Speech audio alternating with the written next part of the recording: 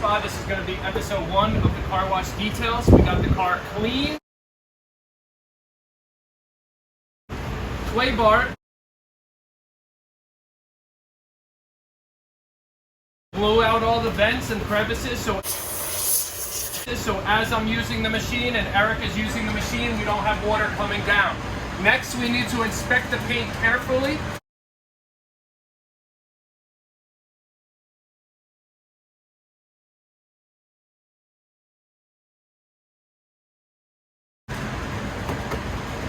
Corvettes are known for having a pretty thick clear coat, pretty thick paint, so I'm pretty confident that I can get away with using a medium cutting pad, that I'm not going to be marring the paint.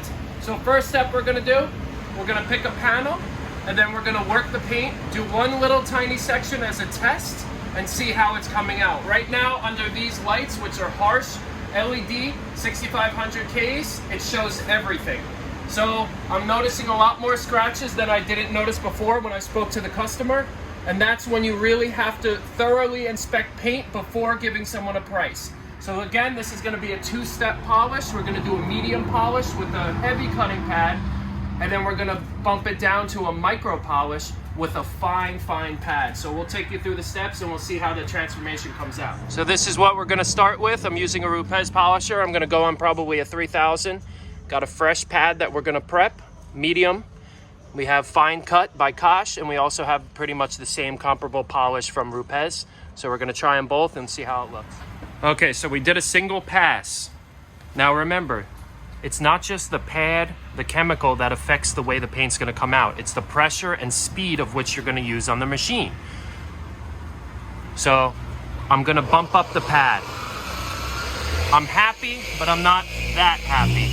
I can still see some fine imperfections. I'm going to use the same polish, but I'm going to go a little more aggressive on the pad right here, and we'll see how she comes out.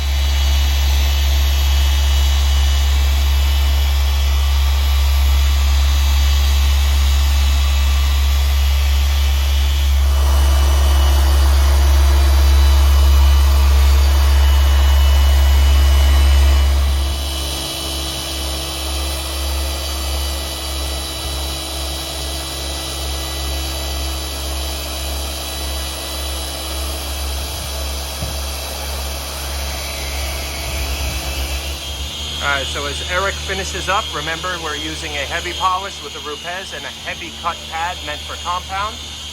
While he's working on that, I decided to stop, replace my machine with a forced rotation, because the next step is going to be a micro cut. So whatever he finished already, meaning this side, I'm going to start working with this right here so we can get done a little bit quicker.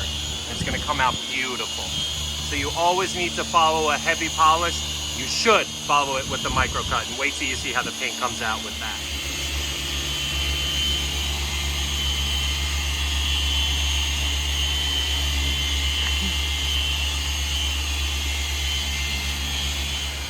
Alright, so we just finished the car.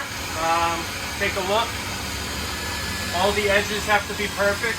I noticed a lot, not from us, but a lot from whoever did it. Whoever put the holograms got a lot of polish or compound caked up on the edges, so we removed that for him. Take a look at the paint, see how it looks. Again, a big step, a big price gap, and a big time would have been if he compounded it. He wasn't looking for perfection. He didn't want that crazy 3-step paint correction that a lot of people with higher end cars like this would do. So if he had this car ceramic coated, we would have had to have compounded, because if you look very close, take the camera, look really close, about 80% better, but you could still see some micro scratches left. Those scratches are too deep for polish. They would have had to have been compounded. However, if we compounded it, we would have had to have added another step, which would have added more time and more price. But for the price he's paying, came out beautiful. Looks like he has a new paint job.